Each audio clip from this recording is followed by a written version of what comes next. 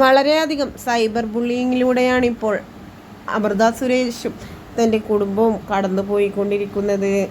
സമൂഹ മാധ്യമങ്ങൾ വഴി അമൃതയും ബാലയും എല്ലാം തന്നെ ലൈവിൽ വന്ന് പരസ്പരം കുറ്റപ്പെടുത്തുകയും തങ്ങളനുഭവിച്ച കഥകളെല്ലാം പറഞ്ഞുകൊണ്ട് കരയുകയും എല്ലാം ചെയ്തിരുന്നു. അതിനുശേഷം ഇപ്പോഴിതാ അമൃത സുരേഷിൻ്റെ അനിയത്തിയായ അഭിരാമി സുരേഷ് ലൈവിലെത്തിയിരിക്കുകയാണ്.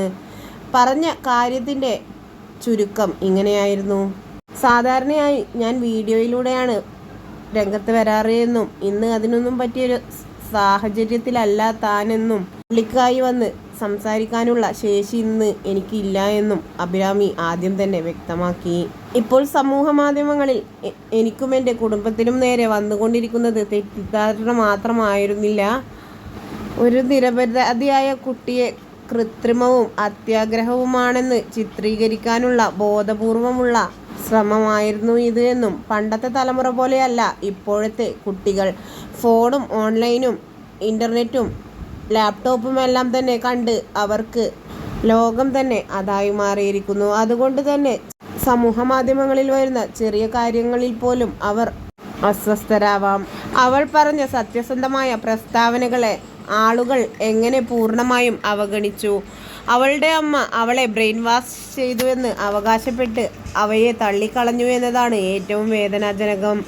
2-3 വയസ്സുള്ള ഒരു കുട്ടിക്ക് അഗാധമായ സംഭവങ്ങൾ ഓർത്തെടുക്കാൻ കഴിയില്ല എന്ന് അവർ പറയുന്നു. എന്നാൽ ഇത് ശരിയല്ല. മനഃശാസ്ത്രജ്ഞരുടെയും സൈക്കാട്രിസ്റ്റുകളുടെയും പിന്തുണയോടെയാണ് ഞങ്ങൾ പറയുന്നത്. അത്രയും ആഴത്തിൽ ഹൃദയത്തിൽ മുറിവുണ്ടാക്കിയ കാര്യങ്ങൾ എത്ര ചെറുപ്പത്തിലേതാണെങ്കിലും മറക്കില്ല എന്നാണ് അവർ വാദിക്കുന്നതും. ഞങ്ങൾ കുറേ കഷ്ടപ്പെട്ടിട്ടും അനുഭവിച്ചിട്ടും എല്ലാം ഉണ്ട്. പക്ഷേ ഞങ്ങൾ പിന്നോട്ടില്ല. അന്ന് ഞാനൊരു കുട്ടിയായിരുന്നു. പക്ഷേ ഇന്ന് ഞാനൊരു സ്ത്രീയാണ്, മകളാണ്, സഹോദരിയാണ്, കുഞ്ഞമ്മയാണ്.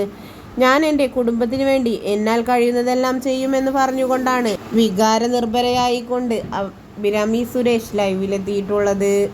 എന്തു തന്നെയായാലും ആര് പറയുന്നതാണ് ശരിയെന്ന് മുൻകൂട്ടി നിശ്ചയിക്കാൻ നമ്മൾക്ക് ആർക്കുമാവില്ല എന്നതാണ് വാസ്തവം. എന്തു തന്നെയായാലും ബാലയുടേതാണോ അമൃതയുടേതാണോ വാദങ്ങൾ ശരിയെന്നത് മുന്നോട്ടുള്ള കാര്യങ്ങളിൽ നമ്മൾ കണ്ടു തന്നെ അറിയണം. പക്ഷേ കുട്ടികൾക്ക് നേരെയുള്ള സൈബർ ആക്രമണം ശിക്ഷാർഹമാണ് എന്നതാണ് മറ്റൊരു പ്രത്യേകത. ആ കുട്ടി പറഞ്ഞതിൽ സത്യമുണ്ടോ ഇല്ലയോ എന്നുള്ളത് അറിയുന്നതിന് മുൻപേ തന്നെ കുട്ടിയെ കളിയാക്കാനോ കുറ്റപ്പെടുത്താനോ ഒന്നും തന്നെ ആർക്കും അവകാശമില്ല. അതുകൊണ്ട് തന്നെ അവൾ പറഞ്ഞതെല്ലാം സത്യമാണ് എങ്കിൽ അവൾക്ക് നീതി കിട്ടട്ടെ എന്ന ആഗ്രഹം മാത്രമാണ് ബാക്കിയുള്ളത്.